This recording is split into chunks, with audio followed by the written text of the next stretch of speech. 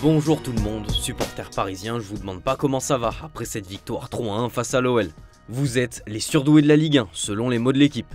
Même sans être brillant, Paris a fait régner la loi du plus fort, écrit le journal. Paris a dompté le lion pour le Parisien, en partie grâce à un Désiré Doué des grands soirs. Aligné à la place de Barcola, le jeune Parisien boucle une semaine parfaite après son match face à Salzbourg avec une passe décisive, un penalty provoqué et le titre d'homme du match. Côté des perdants, c'est la gueule de bois avec le Progrès qui relaye la fin de l'état de grâce de l'OL qui a buté sur son plafond de verre. Quoi qu'il en soit, ce qu'on a pu comprendre avec le match d'hier, c'est que Randal Kolo Muani ne fait pas partie des plans de Luis Enrique.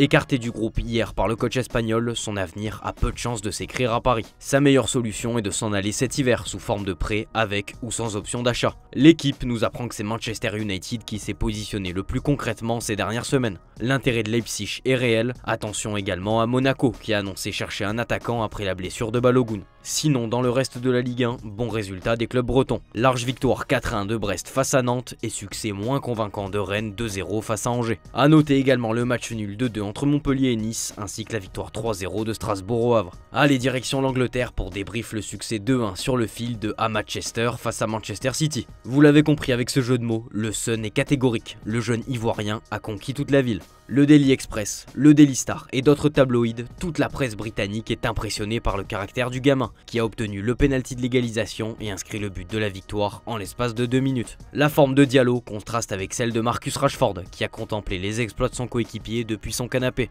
La polyvalence et le courage d'Amad ont été salués par le Daily Mail, lui qui est en train d'éclipser Marcus Rashford. Une soirée inoubliable pour l'Ivoirien, qui fait des heureux d'un côté, mais des déçus de l'autre, à commencer par les Citizens comme l'illustre le Manchester Evening News.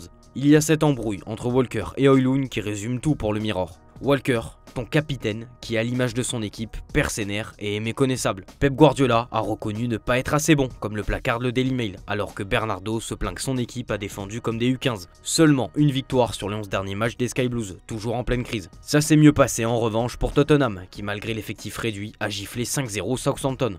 Les Saints se sont d'ailleurs débarrassés de Russell Martin, leur coach. Bonne opération de Chelsea avec cette victoire 2-1 contre Brentford qui leur permet d'être deuxième à seulement 2 unités de Liverpool. Fortune différente pour le Barça et l'Atlético de Madrid qui étaient sur le pont hier. Marca résume la chose. On a eu un grand Atlético et un petit Barça. Les Colchoneros se sont défaits dans la douleur de Getafe 1-0 grâce à Sorloth et étirent leur série à 11 victoires de suite. Diego Simeone et ses hommes se retrouvent deuxième devant le Real et à égalité avec le Barça qui est passé à côté hier soir. Prestation frustrante du Barça pour Sport. C'est désastreux en revanche pour Mundo Deportivo. Surpris en début de match, les Catalans sont tombés face à un Mitrovic de gala qui a repoussé tous les assauts. Deuxième défaite de suite en Liga, le club nage en pleine tempête et comme si ça ne suffisait pas, grosse inquiétude autour de sa star Lamine Yamal. Le tout jeune vainqueur du Golden Boy qui a présenté sa récompense en début de match a subi un gros tacle de la part de Neyou.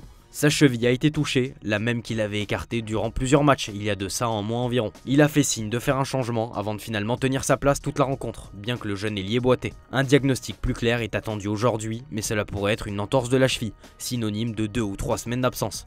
Il est donc très incertain pour le choc face à l'Atlético le week-end prochain. Barcelone a manqué l'opportunité de prendre de l'avance sur le Real, tenu en échec avant-hier face au Rayo, 3 partout.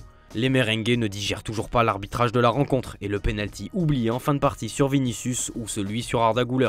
Au club, on se demande comment la VAR n'est pas intervenue pour signaler une faute. La pilule ne passe pas au point de voir le Real faire un communiqué à ce sujet hier et envisage de porter plainte auprès de la fédération et du comité technique des arbitres. Le Real avait déposé plainte l'an dernier contre l'arbitre du match face à Osasuna, mais cela n'avait pas abouti. Cap à présent sur la coupe intercontinentale face à Pachuca pour les Madrilènes.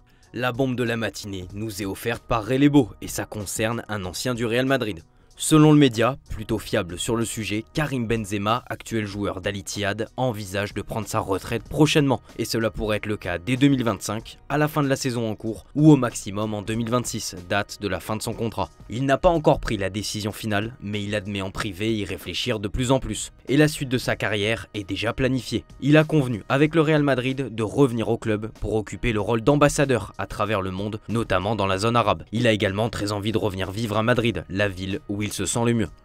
Ça suffit, il y en a marre, l'AC Milan n'est pas au niveau selon la Gazzetta. Un 0-0 contre le Genoa pour les 125 ans du club. Une triste 8ème place et des supporters qui ont scandé plusieurs chants à l'encontre de la direction. Des banderoles ont été affichées après le coup de sifflet final, bref, ça sent la poudre à Milan. Et c'est pas mieux à la Roma, défaite 2-0 face à Com. Il Romanista ne comprend pas. Comment ça se fait? Comment la Roma a encore perdu un match en affichant un visage d'une telle laideur, écrit le quotidien. Pour la 4e fois de son histoire, la Roma a perdu au moins 8 de ses 16 premiers matchs de championnat. Place au choc ce soir entre l'Inter Milan et la Lazio. Pour le Corriere, c'est l'heure de vérité pour ces deux formations en grande forme avec un duel de fond entre Baroni et Inzaghi, les deux entraîneurs.